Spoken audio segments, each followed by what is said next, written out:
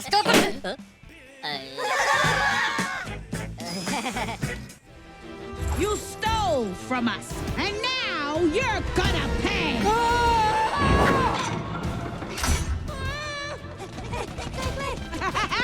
Enjoy being torn apart! Hey, luta matun sa minibus! Guys! Oh, why don't we make this a fair fight?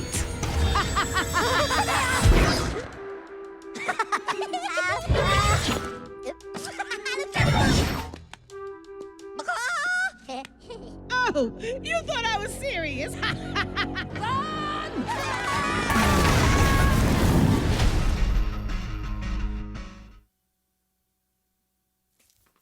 Well, that is a clip from the Minions movie, The Rise of Gru, which is out this week, and it's, Variety apparently called it the year's funniest film. It's right there in the beginning of the little promotional clip. I didn't research that. I didn't find out where exactly they said that or who said that or why they said that. But it's there, and, so for what it's worth, we've got Gru.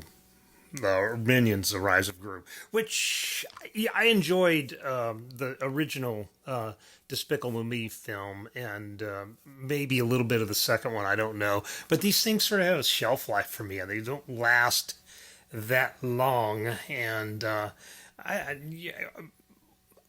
it's a movie, and you can go see it. Let's say that. And some of you will want to go see it because some of you will have little kids who want to go see this, and that's fine. It's the animation's always really what draws me to these things, but I can kind of get that in the 30 minutes or whatever. It's always interesting to see what they're doing with textures and with things like that. But it's the summer. I mean, what are you going to do? I mean, we don't have a Elvis to kick around this week. We don't have, a Batman or a Tom Cruise or anything like that. So, take a week off. We'll watch Minions. There's actually a bunch of stuff opening this week that I didn't really anticipate. Mr. Malcolm's List just snuck up on me. That's apparently a period. It's interesting because I really do like this trend toward racially, ethnically neutral, casting, especially in historical dramas. And I'm interested to see how that plays. It's not necessarily my sort of movie. The other thing we have opening is official competition, which is interesting. I'll probably see that. I haven't seen it yet. I've been meaning to see it. Antonio Banderas and Penelope Cruz, and it's a kind of a movie about movies, and which people like me are suckers for because we always pretend that those things are interesting, and they are to some of us. And what else? Well, Sean Clancy has checked in with a review of Bitterbrush, which is one of the better documentaries of this year. We've got Keith Garlington giving us a second take on Elvis. I have a bunch of second takes that are like in cold storage right now. I need to pull out and get out. Maybe we'll just have a second take week next week. We have Dan Liebarger talking about Boxcar Bertha, which was Martin Scorsese's second film, and he shot it near Camden, Arkansas, 50 years ago. It came out nearly 50 years ago, or a little over 50 years ago now. So we have a little piece on that. It's a good section. It's not a great week for movies, though, like I said, I thought last week that The Black Phone would probably not do very well, but it did. It did fine. Did good box office numbers. That maybe means that we do have a bit of a rebound and people are going to the movies, and not just to see the Top Gun movie, and not just to see Elvis, and not just to see Thor, which is coming out next week. I'm, sort of interested that we seem to have put this pandemic stuff just behind us. I mean, even when I was in New York, I saw very few people wearing masks and very few people actually having, any noticeable anxiety about being out in the crowd. But obviously the virus is still there, and obviously people are still getting sick. Numbers in Arkansas are going up.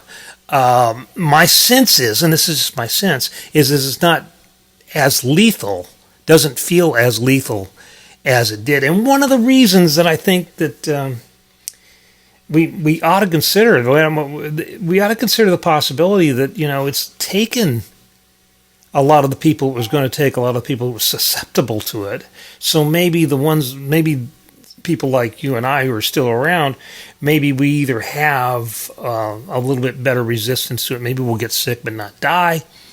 Maybe it's flagged a little bit. Maybe I'm absolutely convinced it's something we're going to have to live with for the rest of our lives, and we're going to have more and more of these things.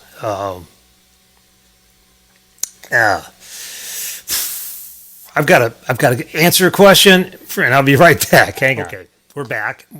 Who would have thought we actually have to do some work on Wednesday on production day, which is when I record these.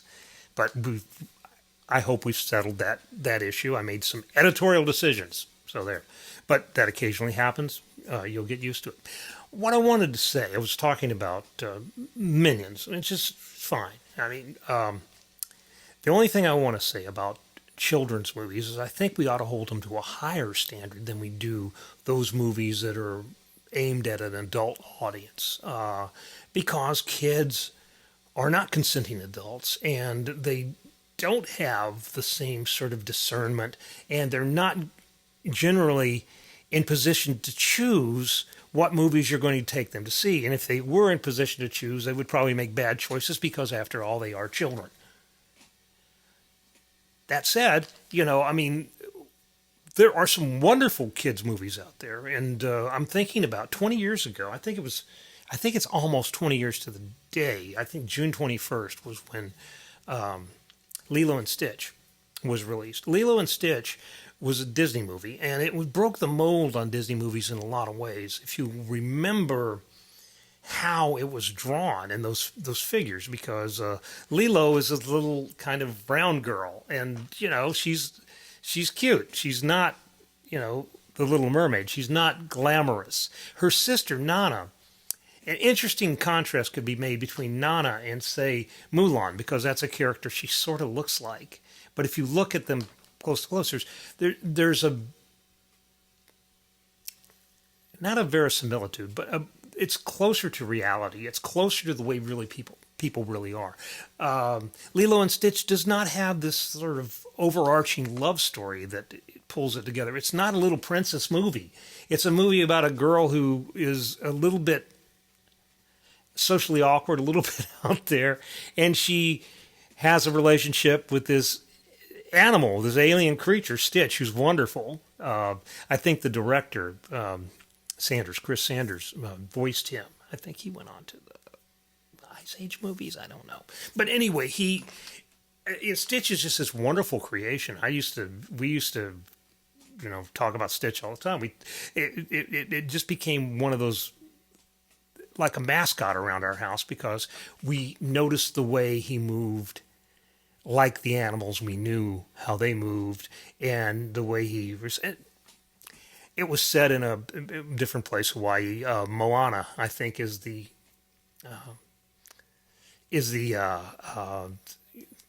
South Pacific sort of thing. But yeah, Stitch got there first. It's kind of a cool little movie, and I know it's lived on and it's had its own series and stuff like that. I don't think it ever had a sequel, and I don't think it needed a sequel. It was sort of this weird outer space adventure, wrapped in this kind of warm domestic kind of family drama, really. And one of the takeaways from Stitch is, we often still say around here, is like, you talk about your family, it's little and broken, but still good. And I just wanted to throw that out there. It's 20 years after Lilo and Stitch, and that's hard for me to believe because it doesn't feel like 20 years ago. It really doesn't. But anyway, so I don't know anything about Minions, The Rise of Gru, except that our review of it isn't very good, and I suspect that it's hard to go back to the well with these things, with these same characters, and give them something new to say, another lesson to teach. The only thing you really end up with is you end up merchandising opportunities. You can sell these characters, and people will have them as surrogate friends. But I also want to respond. Recently, there was a columnist for this newspaper who wrote about Top Gun Maverick and these over-the-top terms about it being like a return to Hollywood goodness. That it was like the highest and best use of motion picture art to, inspire us and to make us patriotic again and to make us feel these deep feelings, And, okay, if that's the way you feel, that's the way you feel. And there's nothing wrong with feeling that way. And there's nothing wrong with expressing the idea that you feel that way, But at the same time, I think we ought to realize that what Top Gun Maverick is, which is, and there's nothing wrong with this either. What it really is sort of like a 2-hour Cialis commercial. It gives old guys like me this sort of really ripping kind of, yeah, look at Tom Cruise. He's almost 60. He's doing this. He's getting the girl. He's riding the motorcycle. He's flying the jet. We can still do it. All us old kings can still get out there and do this stuff. And to tell you the truth, I really believe that you can. I really do think that, it's, Paul McCartney, 80 years old. It's sort of like 80 is the new 40. I think that's a story that we're going to run soon in some other section. But, yeah, you can still, you really are, in a lot of ways, as old as you allow yourself to be. But come on. If you see 2 movies a year, number one, maybe you don't know that much about movies.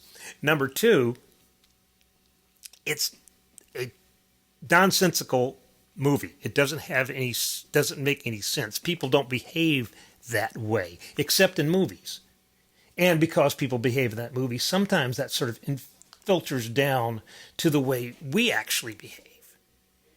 But it's not anything other than great craft, good product. And there's nothing wrong with great craft and good product. But we ought not go over the top with this. We got the noon whistle now. Okay. Noon whistle. We'll wait.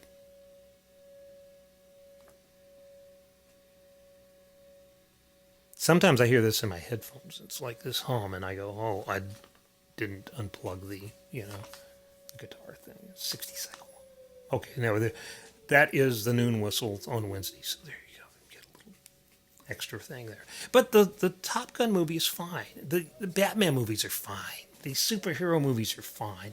What I kind of would like us to do is to kind of calm down and put these things in their own, consider them in their own spaces. Like, think about what they actually are. Think about how we use them and what their utility to us is. Because these movies are great. They're time wasters. They're they do teach us things. They do give us hints on how we ought to, live and flirt and, ride our motorcycles and wear our sunglasses and hold our weapons sideways when we shoot them.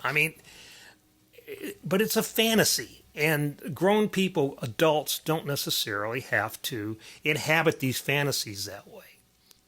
I think that, when I see something like that, I just want to go, oh. Anyway, but that's my little rant. Is movies are not as important as all that. And if you need a movie to make you feel good about yourself or your country, there's something fundamentally broken that you need to address. You need to try to find some way to feel good about yourself or your country through other ways than looking at movies about them. But anyway, people get excited about this stuff. People are excited about Elvis. I think the Elvis movie is fine. I don't think it's a good Elvis movie. I think it's a fine entertainment product that Baz Luhrmann has done, and he has sort of used the iconic figure of Elvis Presley to tell a story that's kind of vague, but it's also kind of like the story he always tells. I mean, it's what I would caution people. The thing about Elvis, and this is really true, Elvis is way more important as an icon, as a symbol, than he is as a artist. I mean, if you really think about it, he's got this catalog. And the catalog is not very deep when it comes to songs that actually still matter to people today. I mean, if you ask people about Elvis songs, they're going to come up with Suspicious Minds, Kentucky Rain, probably Hound Dog, probably Love Me Tender. If you go a little bit deeper, just a little deeper, then you get things like Mystery Train, and you get things like All Right Mama, and you get, but it's just really a handful of songs. It's not this deep catalog, even though he recorded constantly, basically, and he has all these songs, and he covered everything, and it's just, there are a million Elvis songs out there. I'm sure I have more than 1,000 Elvis songs in my personal iTunes library right here. I'm not going to pull it up to find out, but I'm sure that I have more Elvis songs than just about any other artist. I mean, because he was that prolific and he recorded that way. And it's sort of interesting because he was recording in a way that was closer to, Dean Martin and Frank Sinatra, and really more like these pop guys like John Davidson, than he was recording like the Beatles or the Stones, because he wasn't a songwriter and he wasn't terrifically interested in, getting his ideas out there via his music. I mean, he was much more musically inclined. I mean, I think that we make a mistake when we talk about Elvis as this sort of naive, or if we dismiss the craft behind, what he did. That's the thing. He's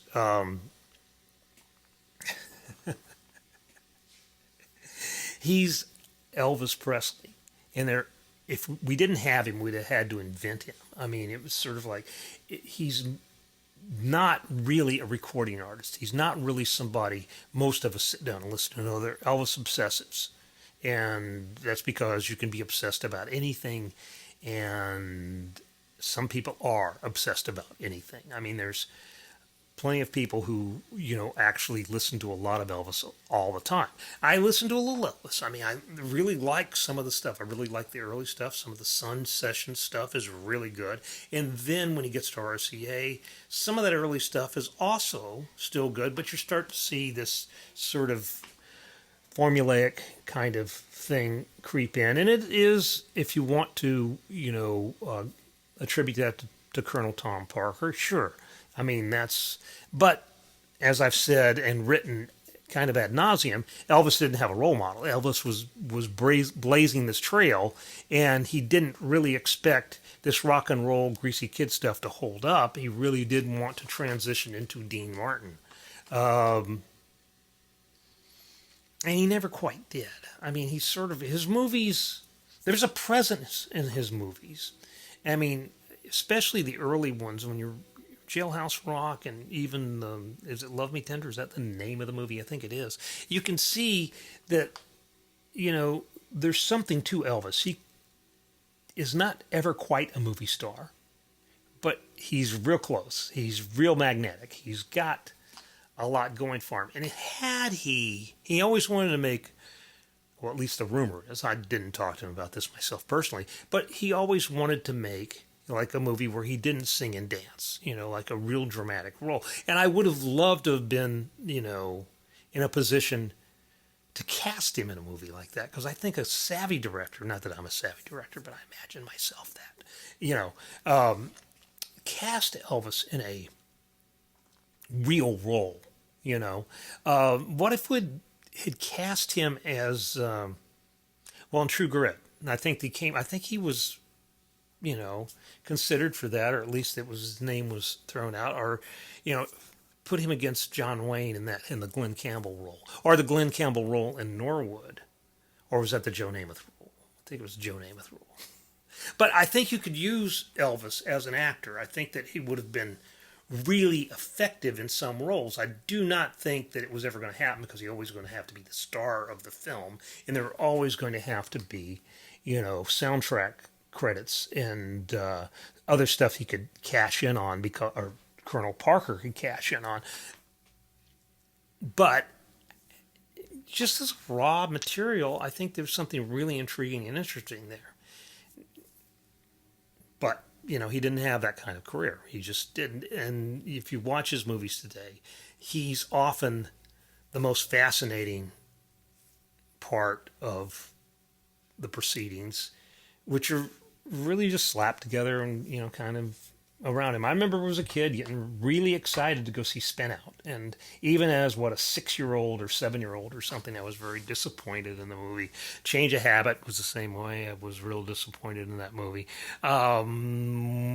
We did, maybe 30 years ago, me and Dewey Webb at Phoenix, we watched a bunch of Elvis movies, and we were thinking we might write something about them. And it just got too sad.